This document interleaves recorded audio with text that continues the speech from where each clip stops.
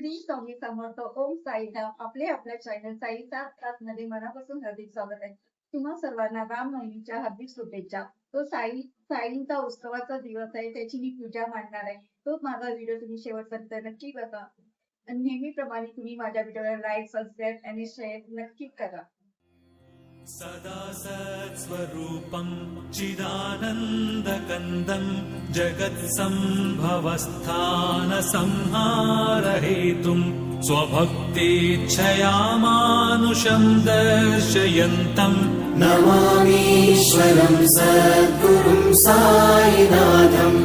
नमामीश्वरं सद्गुरुं साईनाथम्. भवद्वान्तविध्वंसमार्ताण्डमीड्यं मनोवागतीतं मुनिध्यानगम्यं जगद्व्यापकं निर्मलं निर्गुणं त्वां नमामीश्वरं सद्गुरुं साईनाथं.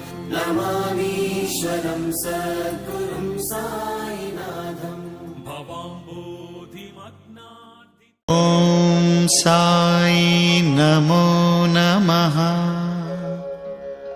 श्री साई नमो नमः. जय जय साई नमो नमः. सद्गुरु साई नमो नमः. ॐ साई नमो नमः. श्री साई नमो नमः. जय जय साई नमो नमः. सद्गुरु साई नमो नमः. ॐ साई नमो नमः. श्री साई नमो नमः. जय जय साई नमो नमः. सद्गुरु साई नमो नमः. ॐ साई नमो नमः.